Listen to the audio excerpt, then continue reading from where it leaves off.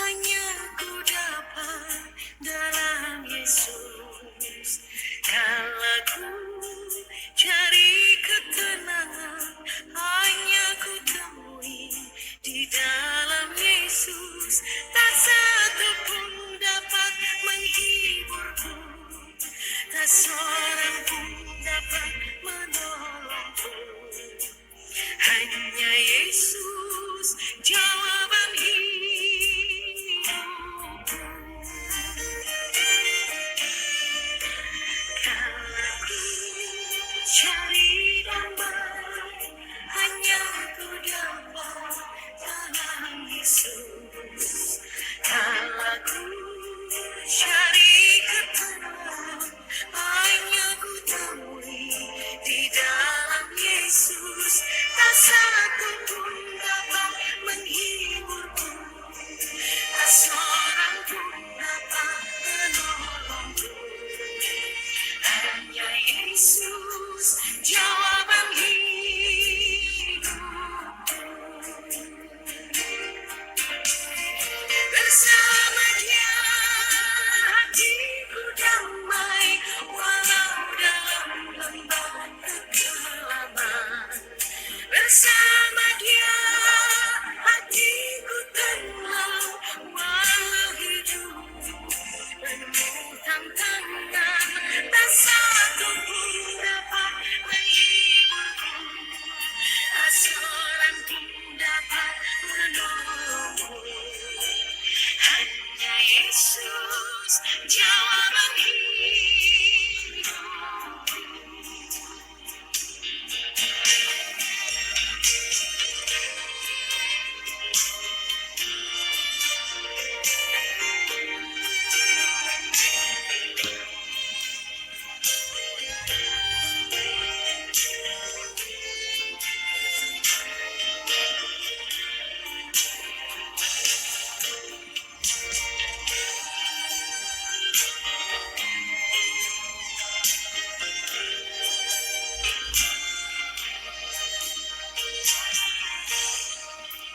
Kala ku cari damai, hanya ku dapat dalam Yesus.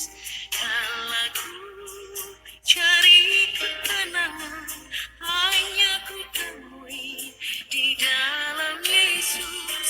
Tak satu pun dapat menghiburku, tak seorang pun dapat menolongku. Hanya Yesus jawaban hidupku.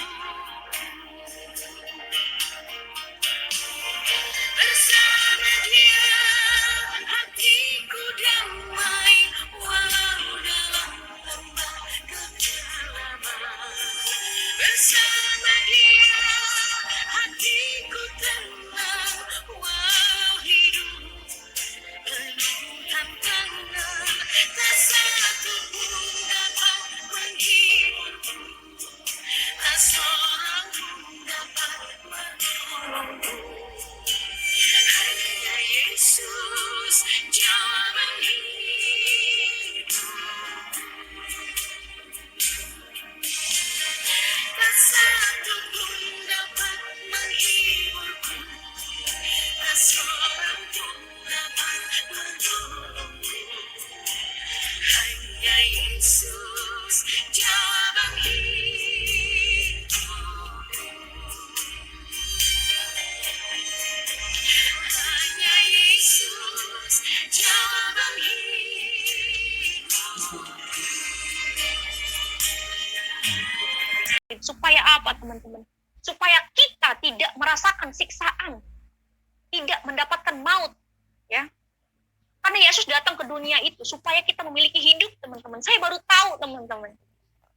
Pantesan ya, saya dulu berpikir kok orang Kristen itu kuat banget ya sama Tuhan.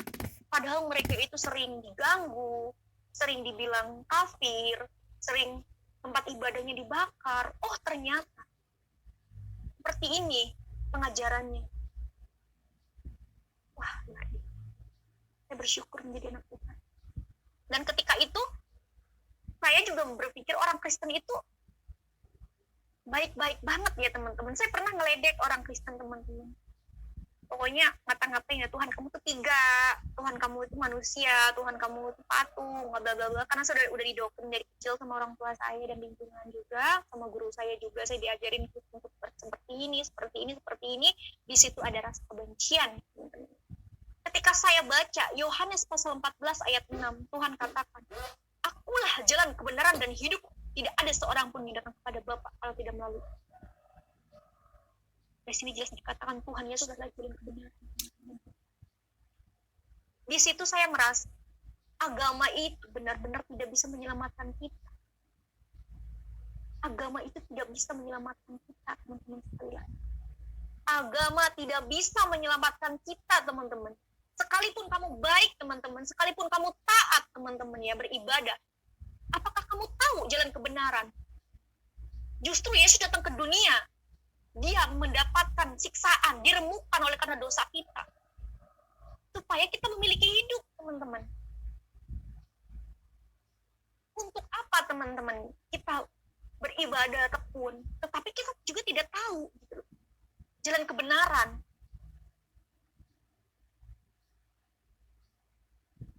Karena kasih Allah kepada dunia ini, teman-teman, sehingga ia mengaruniakan anak yang tunggal, dan barang siapa yang percaya kepadanya tidak binasa melainkan beroleh hidup yang kekal. Percaya ke siapa? Ke Tuhan Yesus, teman-teman. Dia adalah jalan kebenaran dan hidup. Dia tahu jalan ke surga karena dia berasal dari surga. Tuhan Yesus katakan, kamu berasal dari bawah, aku berasal dari atas. Jadi dia tahu jalan ke surga, teman-teman. Dia tahu jalan ke surga karena dia pemilik tahta surgawi, saya katakan. Mungkin teman-teman yang tidak tahu siapa Yesus Kristus. Zaman ini udah canggih ya, teman-teman. Kalian bisa cari tahu siapa Yesus Kristus. Ini tentang keselamatan, bukan main-main, saya katakan untuk kalian. Kalau mungkin teman-teman mikir, ya udahlah, orang tuaku semuanya Islam. Papaku juga Islam, semuanya Islam, teman-teman aku Islam. Nanti kalau aku pindah, nanti aku diledekin. Nanti aku dihina. Yang jadi pertanyaannya, ada nggak keselamatan gitu loh? Ini bukan main-main, bukan masalah kita takut dibully, kita takut diusir. Justru firman Tuhan katakan, kamu akan dibenci oleh semua orang oleh karena namaku. Tetapi yang bertahan pada kesudahannya, ia akan selamat. Jelas dikatakan di sana, kita akan dibenci oleh karena iman kita kepada Kristus. Tetapi kita akan selamat, teman-teman. Karena hanya dialah jalan keselamatan, teman-teman. Dia adalah jalan kebenaran.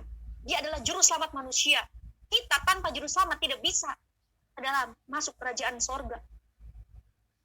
Karena kita adalah orang-orang berdosa. Aku tertarik sama firman Tuhan ya, teman-teman. Tertarik pada Yohanes pasal 15 ayat 5-6. Aku nangis pada saat itu, aku membaca dengan tidak sengaja. Dan aku nangis. Nangisnya itu apa ya, teman-teman, kaget. Ini belum pernah saya ketemukan di kitab suci saya. Akulah pokok anggur, kata Tuhan. Dan kamulah ranting-rantingnya. Barang siapa tinggal di dalam aku dan aku di dalam dia, ia berbuah banyak. Sebab di luar aku, kamu tidak dapat berbuat apa-apa.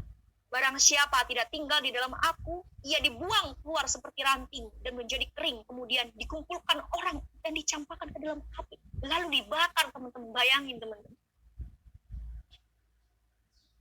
Jika kita di luar Tuhan, jelas dikatakan di sini, akan dicampakkan ke dalam api, lalu dibakar. Ketika kita hidup di dalam Kristus, teman-teman, kita akan berbuah banyak, teman-teman. Kita akan berbuah banyak, dalam arti kita selamat, teman-teman. Balik lagi, ketika kita di luar Tuhan, kita akan dibuang ke dalam api, seperti ranting yang kering, karena tidak berguna. Tetapi ketika kita hidup di dalam Tuhan, kita adalah buah dari Tuhan Yesus.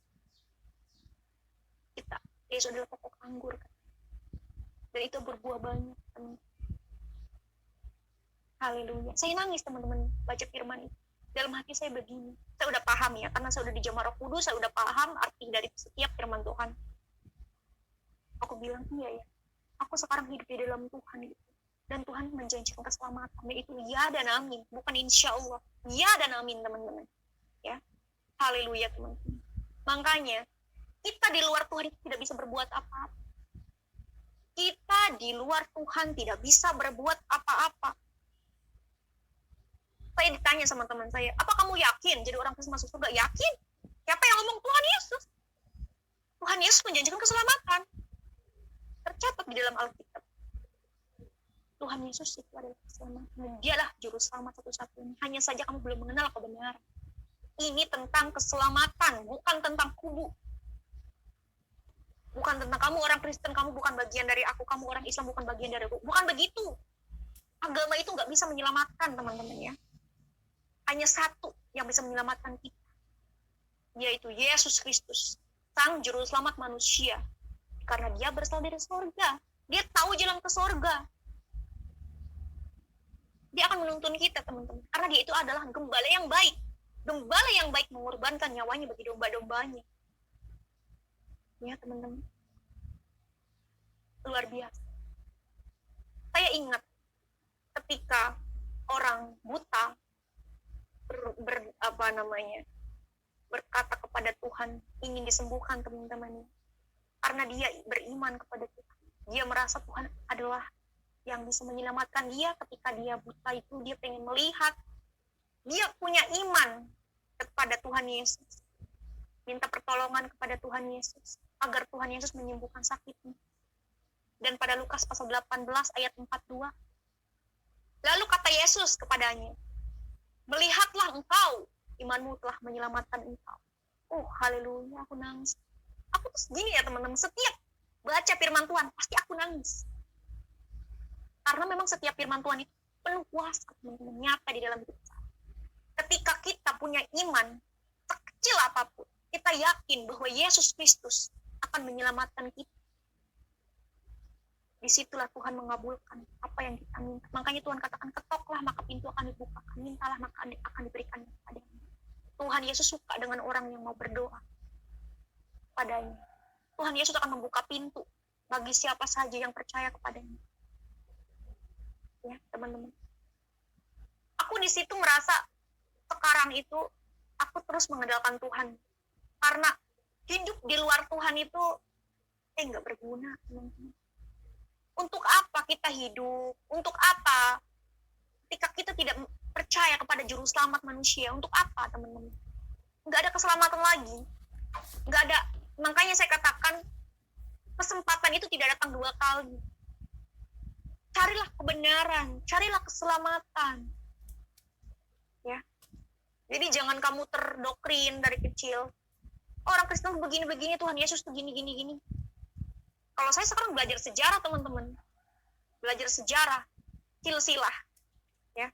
Benar-benar belajar yang namanya, meskipun hati aku udah percaya 100% sama Tuhan bahwa dia itu adalah harapanku, dia adalah Tuhan dan juru selamat, tetapi saya masih tetap belajar. Karena firman Tuhan katakan, kita itu harus benar-benar memiliki senjata rohani. Senjata rohani itu apa sih? Firman Tuhan, teman-teman. Percuma ya kalau kita orang Kristen kita tidak mengenal firman Tuhan. Wah, bahaya, teman-teman. Karena serigala itu terus iblis itu terus mengomong-ngomong seperti serigala yang mencari mangsa yang untuk ditelannya, teman-teman. Makanya kita anak-anak yang percaya, meskipun kita sekarang percaya sama Tuhan, tetapi ketika kita tidak mengenal firman Tuhan, kita jarang membaca Alkitab. Bahaya itu, teman-teman. Karena kita itu, yang kita lawan itu bukan darah dan daging, tetapi penguasa-penguasa kegelapan. Makanya hati-hati, teman-teman. Ya, jangan kita berharap, oh iya ya, apa ya namanya, berharap istilahnya kita karena kita nggak merasakan kebahagiaan di dunia karena pengikut Kristus itu memikul salib, mungkin nggak tahan sama omongan tetangga-tetangga, sama omongan teman-teman kita. Dari situ kita udahin aja lah daripada gue dibully. Nah, itu bahaya karena kita tidak memiliki perlengkapan senjata, teman-teman. Senjata rohani adalah firman Tuhan. Karena bagi saya firman Tuhan itu kekuatan. Dan doa itu biar kita itu terus merasakan dekat dengan Tuhan, teman-teman. Ketika kita terus mengandalkan Tuhan, berdoa dengan penuh kepercayaan, kamu akan mendapat. Tuhan suka dengan orang-orang yang terus mengandalkan Dia, teman. Tuhan rindu sama kita. Ya. ada orang yang berkata, Alkitab itu direvisi katanya.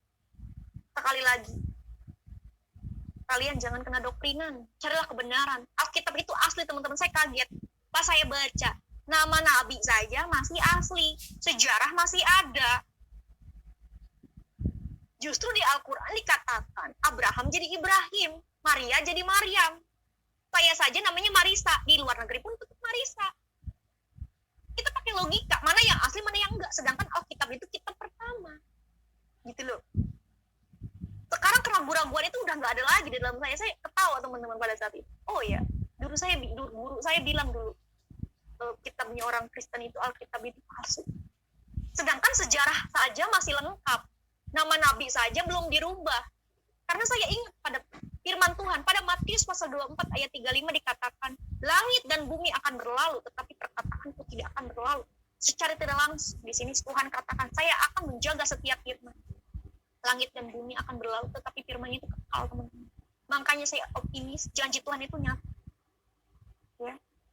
Langit dan bumi akan berlalu, tetapi perkataan tidak akan berlalu. Haleluya, teman-teman. Saya pernah sedih ya, pernah berpikir begini. Ya Tuhan, saya itu ketakutan, teman-teman. Takut akan hidup saya, takut akan masa depan saya seperti apa, takut akan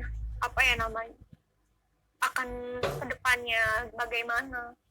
Saya itu diketukkan hati sama Tuhan tuh mengetuk hati saya untuk saya membaca firman-Nya. Pada Matius pasal 6 ayat 26 di sana dikatakan,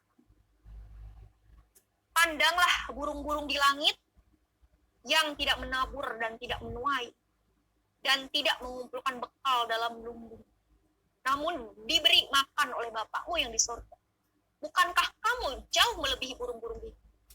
Saya berpikir, oh ya, Tuhan Yesus itu akan terus aja gitu memelihara kita gitu. Tuhan gak akan membiarkan anak-anaknya itu kelaparan, teman-teman.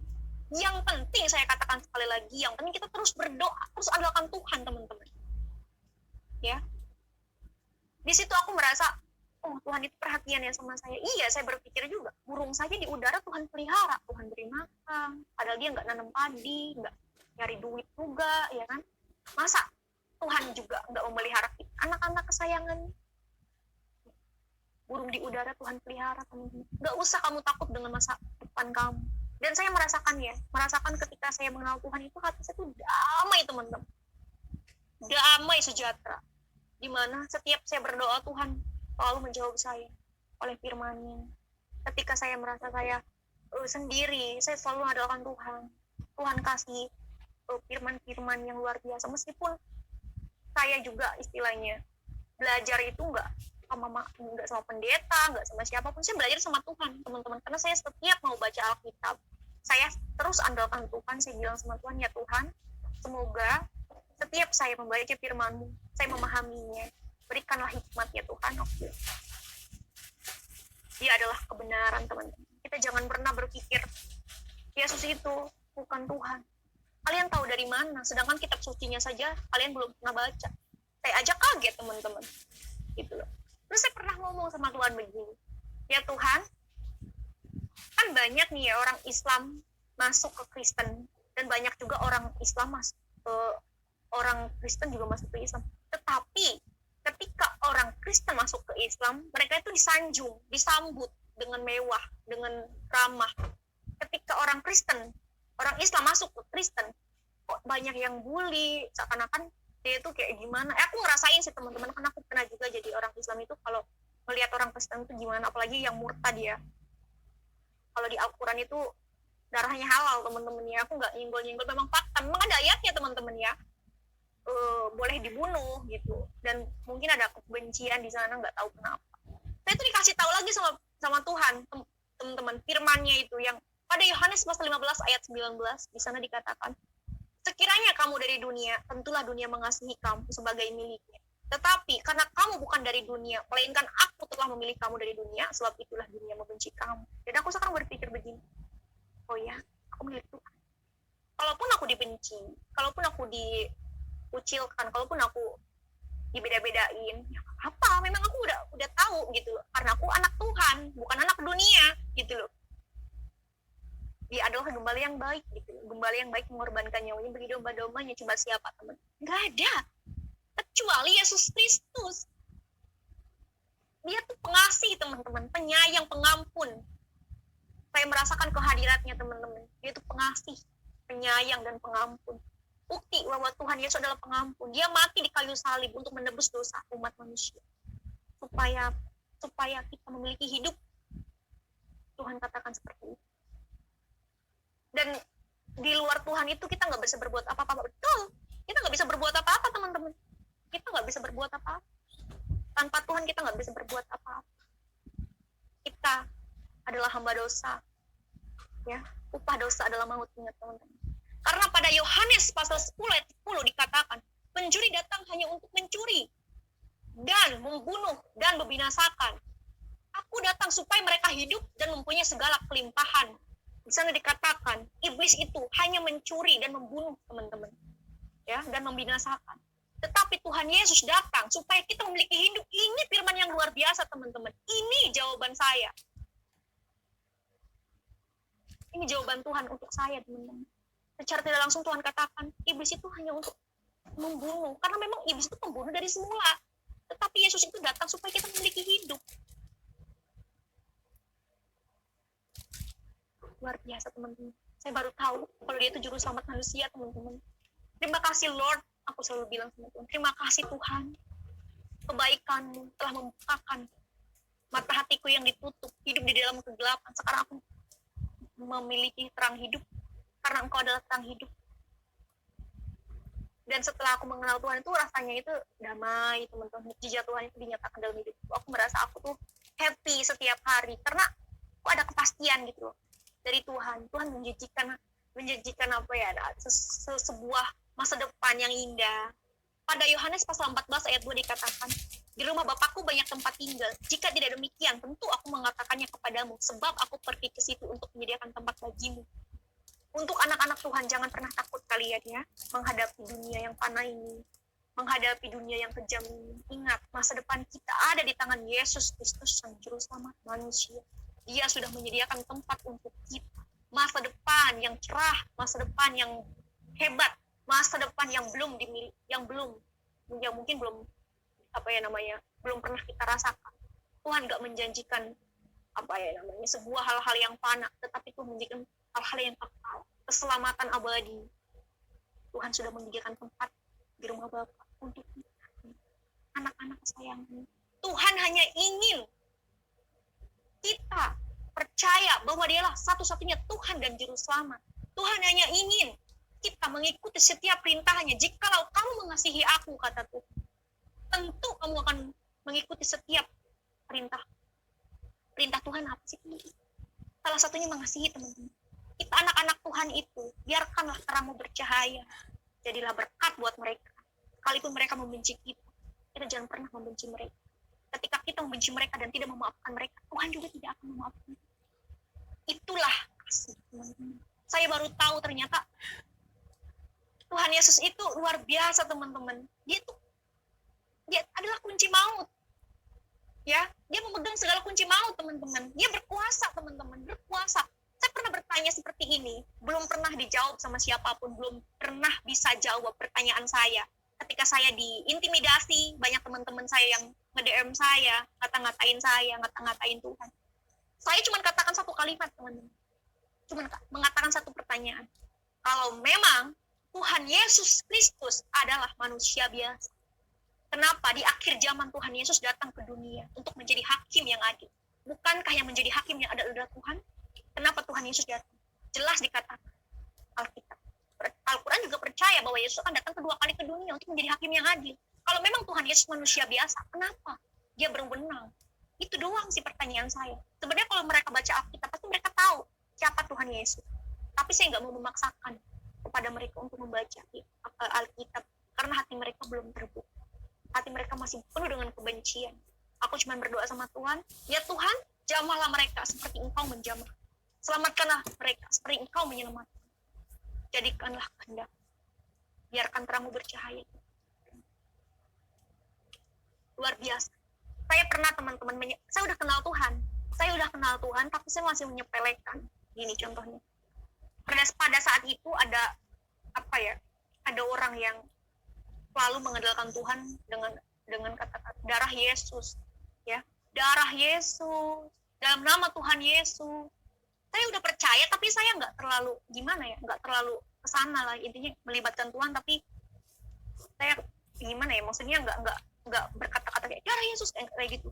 Saya pernah teman-teman, saya waktu malam mau baptisan, sebenarnya saya tuh baptisannya itu maunya itu bulan 12 tanggal 25.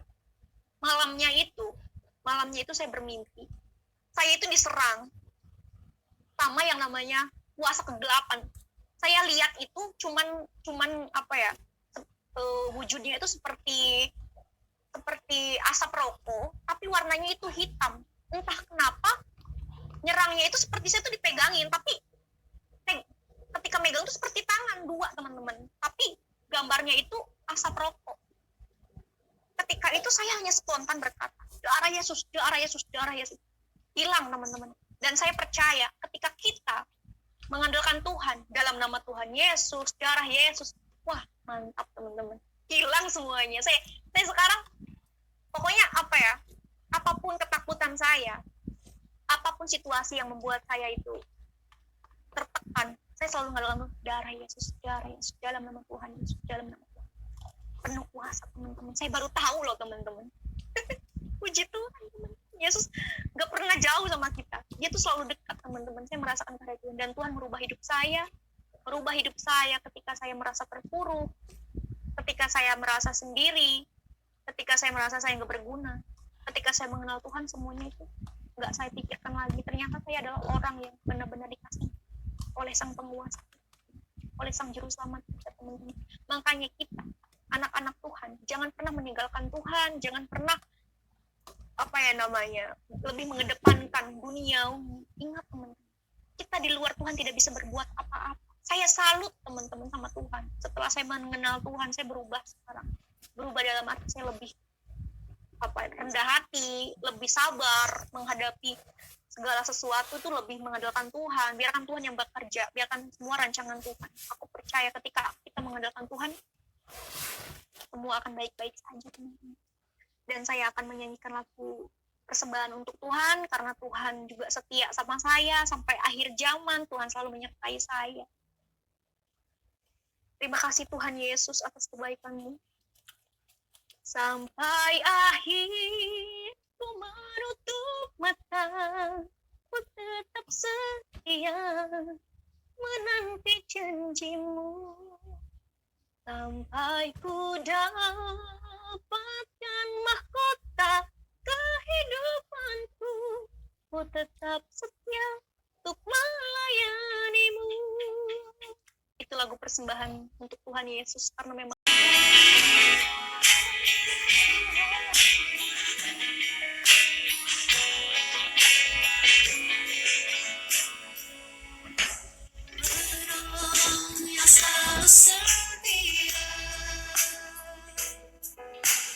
memenuhi keperluanku. Tak pernah dia mengecewakan.